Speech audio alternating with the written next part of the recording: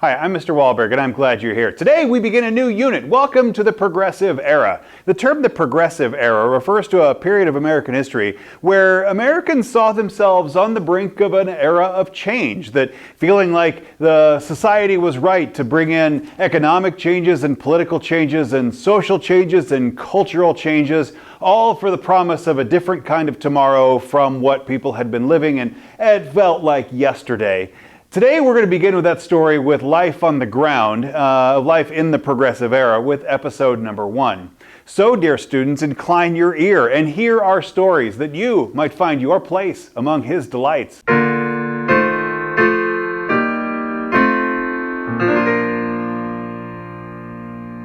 We have 4 objectives today. By the end of this class, you should be able to, number 1, describe the impact of the technological advances of the turn of the 20th century urban planning. 2, give examples of turn of the 20th century leisure activities and popular sports.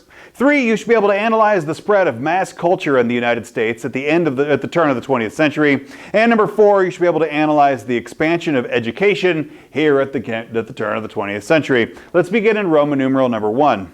We see the rise of new cities and new urbanization as we cross into the 20th century. In a lot of ways, the 20th century is the American century, and it becomes the country that we know today. And I think a great example of that promise and growth of urbanization is the introduction of skyscrapers. Because in 1870, in those tender years after the Civil War, only 25 cities in the whole country had populations of 50,000 people or more. 20 years later, by 1890, 58 cities, so it had doubled, had more than 50,000 people. By 1900, by the time we turned into the 20th century, 4 out of 10 Americans were living in urban areas. So by the 1890s, builders in the city of Chicago specifically were pioneering new types of construction referred to as skyscrapers, with internal steel girders allowing the buildings to be held together with strong steel rivets, and allowed buildings to soar upwards of 10 stories or greater. Also, the introduction of passenger elevators, widely available passenger elevators, spurred that growth and development.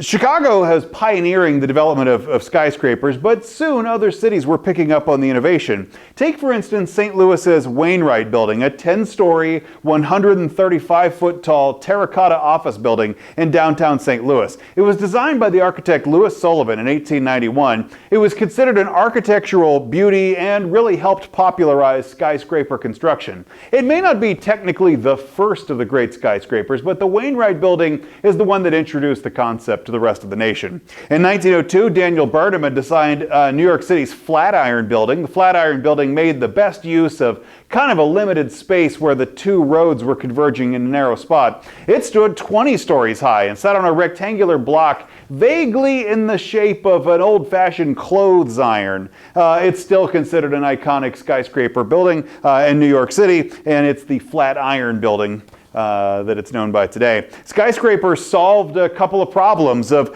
urban limited space, and space was expensive in cities too. Downtown landlords could now profit from pretty small plots of land by building up, and corporations would use these buildings as symbols of their business prowess. If a business could operate a skyscraper, you'd think, man, that company's really got it together. Subpoint B, let's stay in New York to discuss the Brooklyn Bridge. It opened in 1883, but crowds were pretty nervous about its newfangled kind of engineering. It was, by the time it opened, the longest suspension bridge in the world, and it hung 120 feet above the East River. President Chester A. Arthur crossed that bridge when it was still unfinished, and he crossed with the mayors of New York and Brooklyn to go celebrate the opening of this new architectural masterpiece. But skeptical New Yorkers weren't so sure about its type of construction. In an effort to be a promotion of the bridge, and always a promotion of himself, the circus master, P.T. Barnum, led a parade of 21 elephants, including his star elephant, Jumbo, across that bridge. It demonstrated its stability while also promoting his circus. Other cities built similar links across their sections, though none quite as long and, or for my money, quite as beautiful as that Brooklyn Bridge. Subpoint C. Crowded and sprawling cities advanced the development of urban planning as a social science. It tied together transportation and housing neighborhoods and infrastructure and business districts. In particular, urban planners wanted to set aside land for parks and for green space. It's this new development of a social science of urban planning that changes the way Americans live. Before their development, here and about the Progressive Era, cities just sort of grew organically and sometimes haphazardly. While there's something to be said for an organic development of human-style urban growth, the city planners played an important role, in particular for their setting aside of open and green space. Take, for instance, the 1857 move of Frederick Law Olmsted. Now, 1857 puts us before the Civil War, so we're not really talking about a progressive in the strict sense, but while we're talking about urban development, this is a guy worth knowing. Olmsted won the contract to build a large urban park in the center of Manhattan in New York City. It was the Central Park, and it served as the inspiration for other great urban parks as well. The Boston Common had existed in Boston since the 1660s, clear before America was even a country, and it turned swampy in the rainy seasons, and it had limited use as a park. It was a common space that, in its early days, people grazed sheep in the common area, but when Boston began constructing its subway in 1895, that brought a whole bunch of soil up from under the earth, and it allowed that park at the Boston Common to get regraded and to basically fill in its swamp and turned Boston Common into a major urban park. It's a beautiful park, and if you get a chance to go to Boston today, you absolutely have to go through Boston Common. Similarly, Kansas City did a similar thing in 1896 when we opened the 1,805-acre Swope Park. It was a large urban recreational park, and it's still one of the gems of the Kansas City park system. Roman numeral number 2. Here I want to talk about some American leisure and how people actually lived in the era. It's very easy for any American history class to get caught up in the political or economic or the wartime moments of American history that frankly fits nicely on a test and has good beginning and end dates and usually a vocabulary list that makes a nice matching bank. But American history is not necessarily defined by its wars or its presidents, but American history is the story of Americans. So I think we need to spend a little bit of time and talk about how Americans lived in just everyday life. Before the Civil War, there was no distinctly American games. There was maybe lacrosse was a Native American game, and Americans, by and large, never picked it up as a huge pastime. But you might say that that's an American game. It's lacrosse. It belongs to American history. At first, European Americans preferred European games, things like cricket and tennis that were imported from Great Britain. But Americans also became avid fans of spectator sports. Being able to watch somebody else enjoy a game is enjoyable in itself. And by the turn of the century, boxing and baseball had become profitable businesses, pastimes that people could play in, but that people could also watch in, bringing participation into the stands that fans feel like they're joining in the fun as well. The rules for a new team sport, baseball, were developed in the 1850s, back before the Civil War, but the game's popularity had spread in military camps during that Civil War. In the post-war era, though, it became the most popular sport in our country. It was developed by independent craftsmen, and it was adopted by middle-class and elite men. It proved, creation of strength and of fitness. Employers and big companies encouraged their working class men to go play baseball and join a baseball team because it promoted discipline and teamwork. Big-time professional baseball arose with the launching of the National League in 1876, and then the American League a quarter century later in 1900. And during the first World Series in 1903, where these two competing leagues would compete against each other in one game for the World Series, the Boston Americans defeated the Pittsburgh Pirates, kicking off World Series number 1. Profit-minded entrepreneurs shaped that sport to please a new kind of consumer, the fan. Subpoint C. Let's talk about the old pigskin in football here. The most controversial sport was that of football. It began at the elite Ivy League schools in the 1800s. Like baseball and the YMCA, football soon attracted some business sponsorship as well. The first professional teams emerged at the turn of the century in western Pennsylvania's steel towns. Executives of Carnegie Steel organized teams in Homestead and Braddock, and the first league appeared during the anthracite coal strike of 19 1902. Those workers weren't, mining coal, but they ended up picking up a football game. Subpoint D, but it wasn't just baseball and football. Let's also talk about the emerging sport of cycling. Because early bicycles were pretty dangerous. You got that big high wheel in the front. They were tricky to ride, and if you fell off them, you could get pretty hurt. So in its early days, cycling was really it was a male-only sport for daredevils. It wasn't something that common people would do. But when the smaller safety bike, the kind of forerunner of the bicycle we know today, when the safety bike was invented, the popularity of that pastime of cycling increased. Safety bikes had smaller wheels. They had pneumatic tires. You could blow up the rubber tires. They weren't just hard rubber or steel tires like big wheel bikes.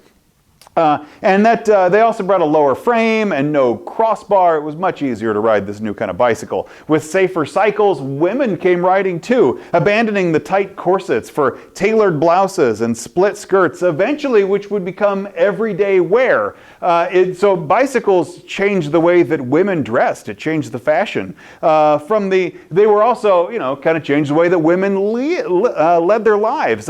I don't know that this would be readily obvious to us moderns today, but I think it's worth discussing that, cycling gave women freedom from the prying eyes of chaperones. How about that one? Am I still peeking on the microphone? There we go, coming down.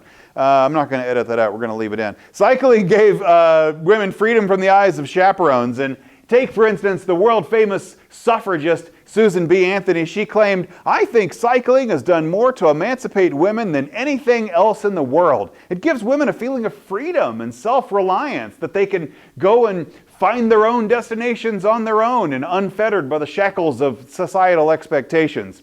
Subpoint E, I want to talk about what would be a crazy thing today, and that's the amusement parks of the turn of the century. By 1900, the United States, large cities began setting aside these green spaces for recreation and for playgrounds and for ball fields. But on the outskirts of town, amusement parks were developed. Amusement parks were often developed by trolley car companies trying to get you to get on their trolley and follow it to its farthest destination. That would increase ridership and be good for the transit system. But these amusement parks had picnic grounds and rides for fun, and some of the rides are dangerous. They're just plain old dangerous. In 1884, Coney Island in New York was developed. They were several amusement parks that were sort of dumped together, and they featured newfangled innovations like electric lights and roller coasters. In 1893, the World Columbian Exposition in Chicago developed the Ferris wheel. And I'm not sure when the last time you've been on a Ferris wheel is, but it is a thrill ride. You wouldn't think just like going around in a circle, but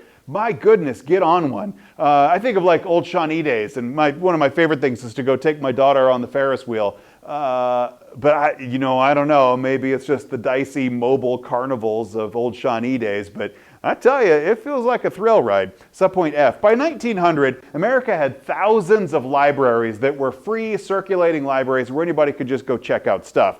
Most people liked a style of novel called a dime novel. They were these glorified tales of adventure in the West, although some people wanted more serious and realistic portrayals of ordinary people in everyday life. Take, for instance, the humorist and novelist Samuel Langhorne Clemens. We know him better as Mark Twain. Mark Twain rejected the high culture. He's very American in this sense. He rejected the idea of high culture and hoity-toity literature, yet wrote some of these American classics that are still part of the American literary canon today. Roman numeral number 3. While we're talking about literacy, let's talk about periodicals, newspapers and magazines. 1890, the United States literacy rate was almost 90%. And all of that literacy spurred a growing demand for newspapers and magazines and books. Mass market city publications were adding to the intellectual life of great cities at the turn of the century. That you had urban magazines and urban newspapers just kind of added to the thrill of living in a city. This, combined with new types of paper that could withstand the new high-speed printing presses, it brought the technology in line with the demand. Faster production and lower costs made newspapers and magazines far more affordable. These new magazines introduced to the middle-class readers a style of journalism journalism known as muckraking. That muckraking was an investigative journalism that often earned powerful enemies. In 1902, McClure's magazine featured the author Ida Tarbell. Ida Tarbell's monthly article on John D. Rockefeller of Standard Oil. She basically, as a muckraker, became an investigative journalist, and her series was called The History of Standard Oil. It exposed the coercive business practices that led Standard Oil build itself into a powerful monopoly.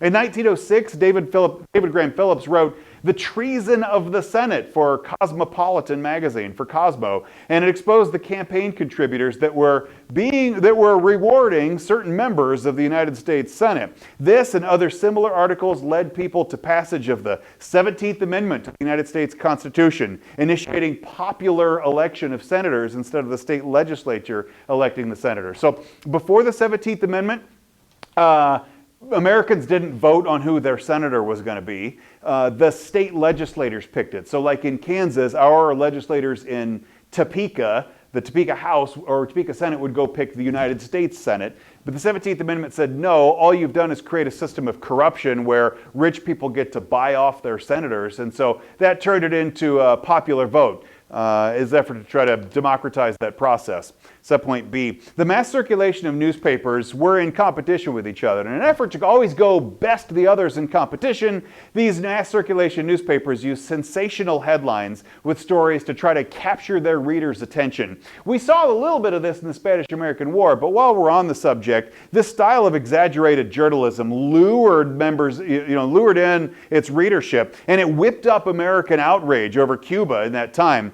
The two people that we always associate with this style of yellow journalism are Pulitzer and Hearst. Joseph Pulitzer had bought the New York World, an important newspaper in the city of New York, and used it to pioneer innovations such as a larger Sunday edition and a comics section and sports coverage and women's news and all the things that used to be in newspapers when we read newspapers. He said that they would sell sin and sex and sensation, and that was the stuff that would sell newspapers. Pulitzer worked to outsell his rival, William Randolph Hearst. Hearst owned newspapers in San Francisco, the most important city on the West Coast, and in New York, the most important city on the East Coast.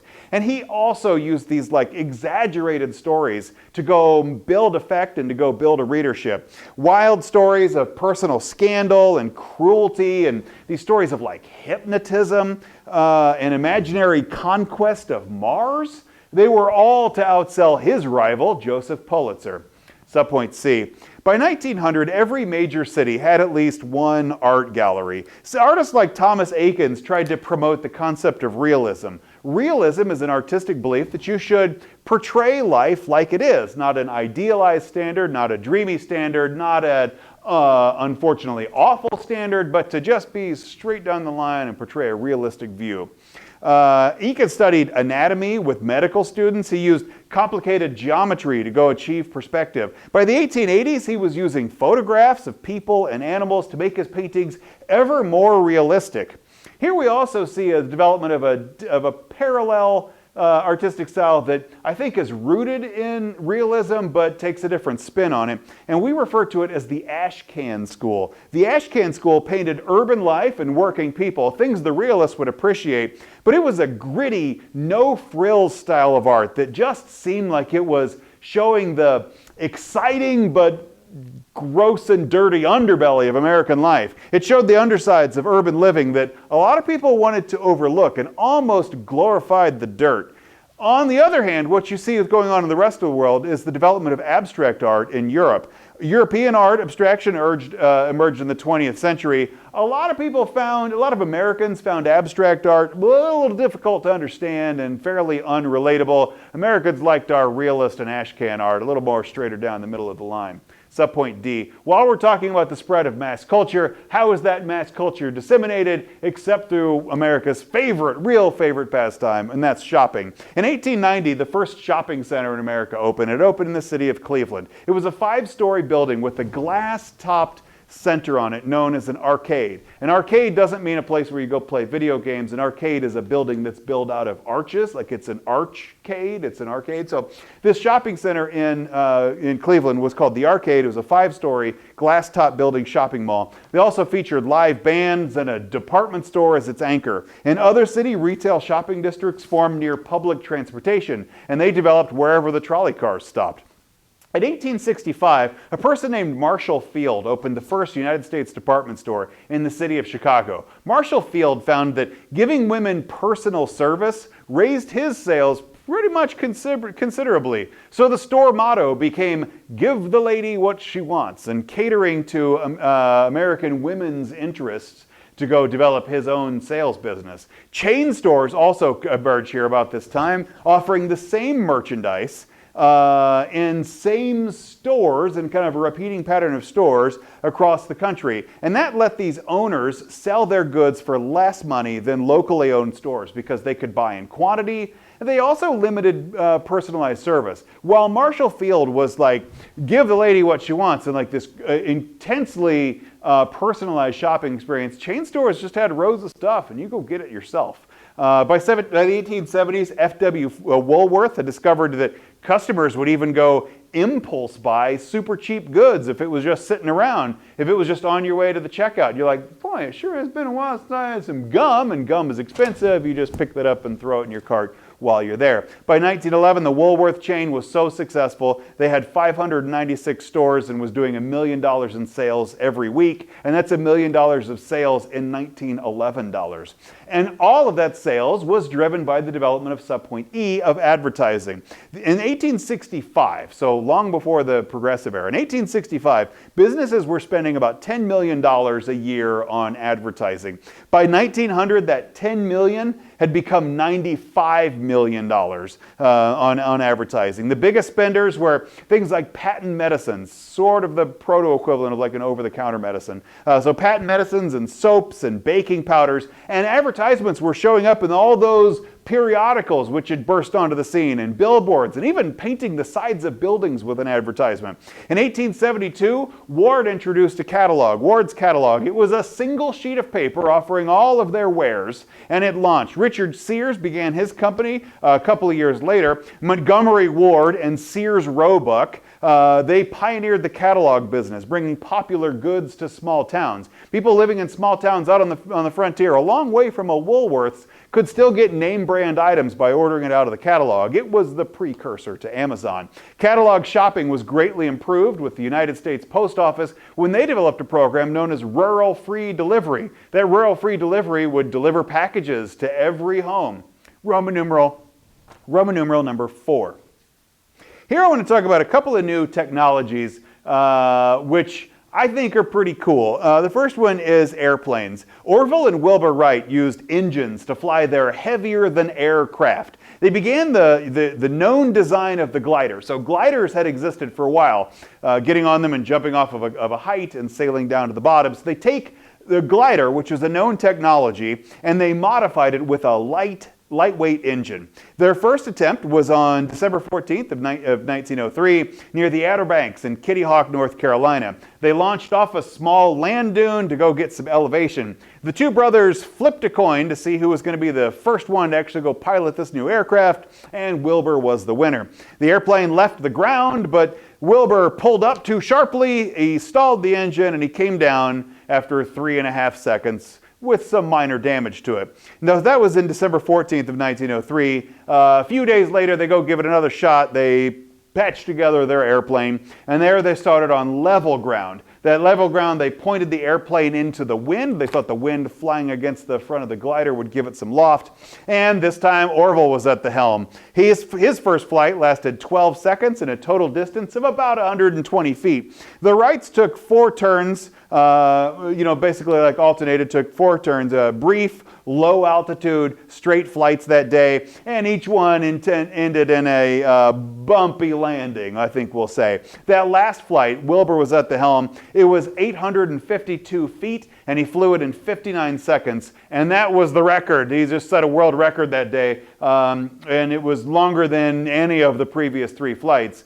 Soon after, this is kind of a sad part of the story, soon after a heavy gust of wind picked up and it whipped their airplane into the air and it tumbled it end over end and it was damaged beyond repair. By 1920 though, so within their lifetime, they're watching this transcontinental airmail route be developed and established there. And I think we're going to get a chance to talk more about that in a bit. Subpoint B, photography had actually existed for a while. We have photographic plates from even before the Civil War, but pre-1880s photography was quite it was a technological, well, it just took a lot of equipment. It took a lot of time, and it wasn't easy to use. But in 1888, George Eastman pioneered a lightweight equipment and some studio processing to make photography lighter and more mobile and cheaper and faster to use. And in 1888, he introduced his invention, the Kodak camera, a word he just invented because he liked the sound of Ks. It was easy to operate, and millions of people were soon using that